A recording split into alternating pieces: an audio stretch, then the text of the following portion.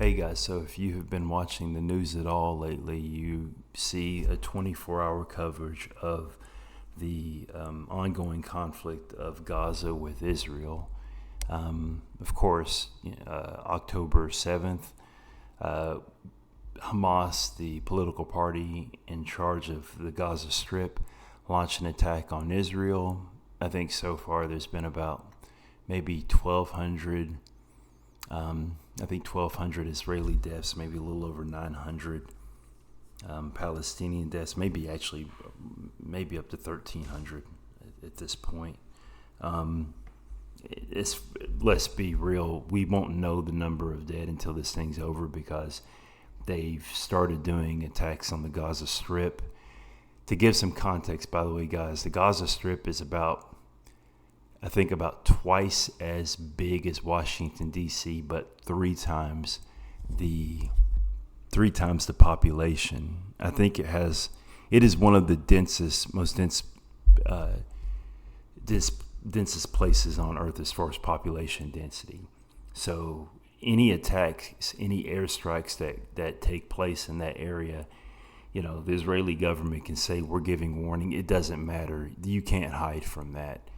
And then on top of that, 50% of the inhabitants of the Gaza Strip, I think, are under the age of 18. And a large part of that is because the life expectancy there is just so low. There's no drinking water. They only get 4 hours of electricity. I think the unemployment rate is around, I think it's around 30%, 30%.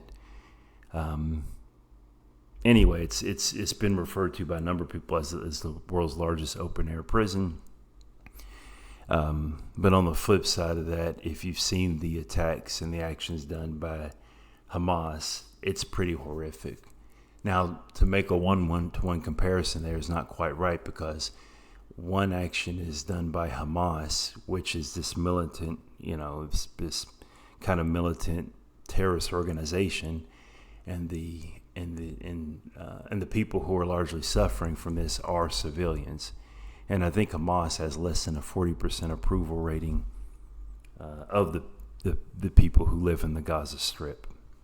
So if you want to know where I land on that, the answer is I'm not going to really say much on that. I'm not going to say much about the conflict of who's right or wrong, or things should be justified. I know that people are dying. I know that civilians have been taken hostage, and I know that there's been reports of sexual violence, which any type of violence is horrific, but that variety of it has it especially upsets me. So I'm not going to really say much about that. What I want to talk about is kind of I guess some thoughts that have been kind of swimming through my head since this thing took place, coming from the perspective of an American. So I am an American. I've never been to Israel. I have been to the Middle East. I was in the military, and I actually served in Iraq. I was in Kuwait. I spent some time in Kuwait, and I spent some time in Qatar. And I would describe my time in Iraq as part of the occupying force, because that's what we were. We were occupiers in that country. I don't mean any disrespect to other service members or current service members or other veterans when I say that, but we were an occupying force. One thing that I've heard my entire life in regards to that part of the world was that, one, there will never be peace, and that's just the way those people are. And that's how it's often worded, as that's the way those people are. And that's always bothered me, because saying that, the implication, and not very subtle, is to say that there's just something inherent about the people who occupy this part of the world. In large in part, when you look at the history of that part of the world prior to World War I, you could definitely, looking at the globe, find other parts of the world that were much more violent, that were much less civilized. we kind of see this conflict between Muslims and Jewish people, and there is an expression in Arabic. I believe it's Ahel al-Kitab, and it basically translates to people of the book, which for many centuries, that's the way a lot of practicing Muslims saw Jews, and for that matter, Christians, and by some interpretation of it, Zoroastrians even, as people of the book, people who are following these prophets, people who worship the same God. Now, the reason I bring this up, because what's happening now and what's been happening for, I'll say the past century, is that you have people who are desperate. You have Palestinians who are desperate to protect their land. You have Jews who are desperate to find a place where they can feel safe. And even outside of Israel, you have people who are fighting to not be occupied. When it was the Ottomans, it was Arabs who wanted, who wanted non-Arabs to rule over them. It was the Ottomans. Then it was followed by the British and the French. So what happens with that part of the world is that you have, even if you go back before 100 years, you really have centuries of people being governed and occupied by an outside force.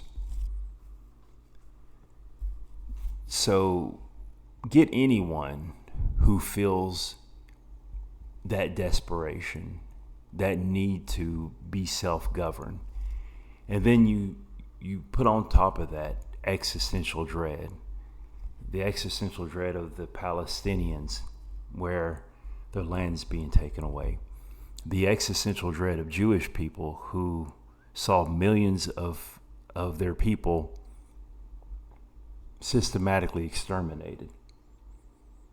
And people will do terrible things. This isn't just those people. This is the human condition. And the reason I say this, I'm saying it as an American, is simply this.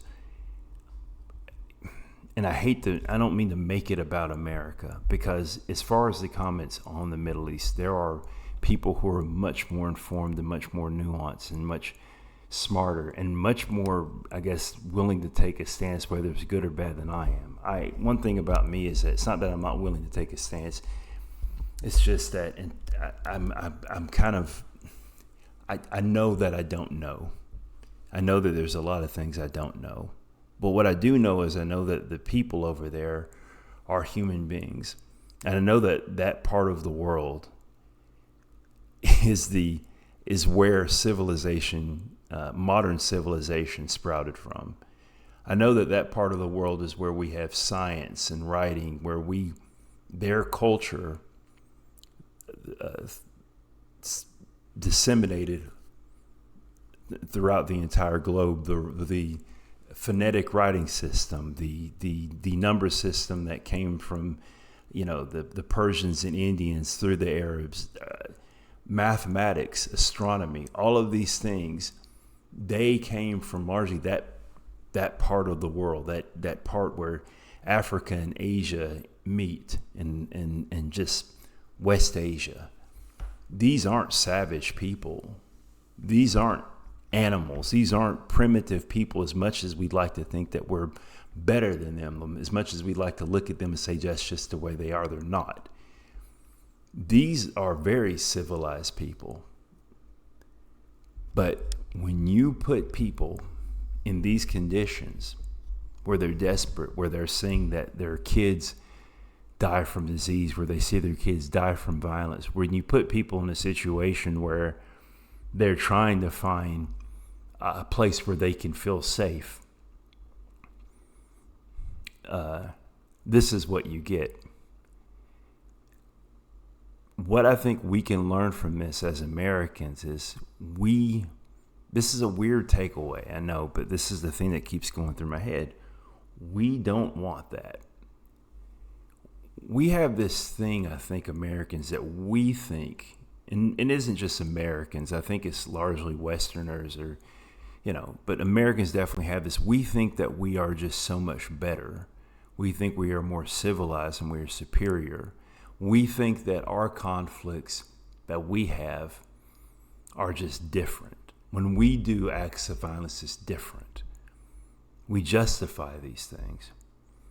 Right now in this country, there are certain people who are itching for violence. We saw it on January 6th. There are certain political leaders who make statements saying that in order to solve our problems, we need violence. That violence may be required. They glorify the type of violence that they think they're going to see. And here's, I guess, my point.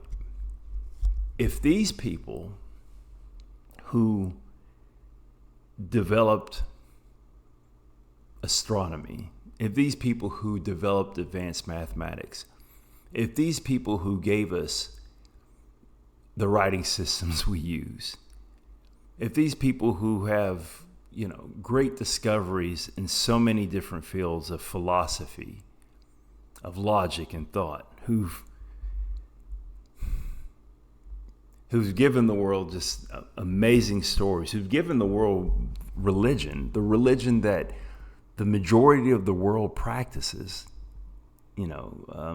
Judaism, Christianity, Islam, all of these faiths, they come from that part of the world. They come from these people, right?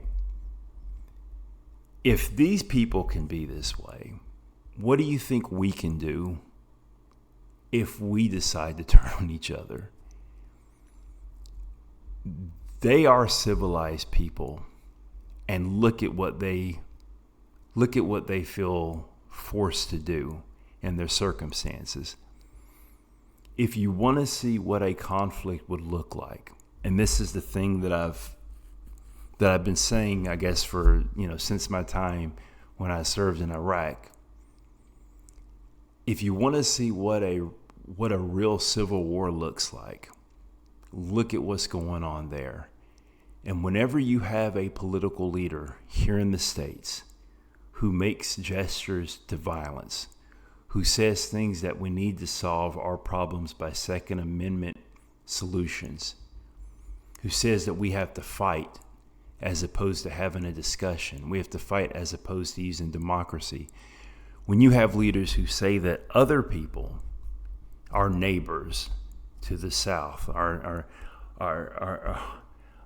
people who've come into our country, legally or otherwise, when they say that those people are vermin and diseased, that they're trying to destroy our country, when you have people who say those things and their solution to it is to use violence over discussion, violence over reason, violence over cooperation, the thing that you should be afraid of is that we I don't want to say devolve, but I mean, I don't want to say devolve because it seems disrespectful to what's happening in Israel at this point, but that's what will happen. We'll devolve to that. It's not going to be glorious. It's not going to be magnificent. It's going to be civilians. It's going to be children. It's going to be young men. It's going to be people crying. It's going to be violence of the worst type. Scars that cannot heal. Actions that go through generations and can't be forgotten. So if you have a leader that you like, a leader that you voted for in the past, and they make gestures to the use of violence, what they're ultimately saying is that they want to hear what's going on there. Because don't think that we're not capable of that. If those people over there, as amazing as they are, as civilized as they are, because they are. Don't think that like I said, they are. The religion that you very likely follow developed from these people. If they're capable of that, what do you think we're going to be capable of? So that's the thing we should be afraid of more than anything else. We do not want violence. We do not want that. And the thing that really scares me is that I think we can have that. I hope the conflict is resolved quickly. Conflict's been going on for decades. I don't want to talk too much about it in detail. On all sides, if I had my way, I wish that the state of Israel was a place where there weren't walls, where everyone could respect one another's beliefs and see that commonality of all being people of the book, maybe. But we can't even do that in our country. So I don't know why I would expect them to be able to do it.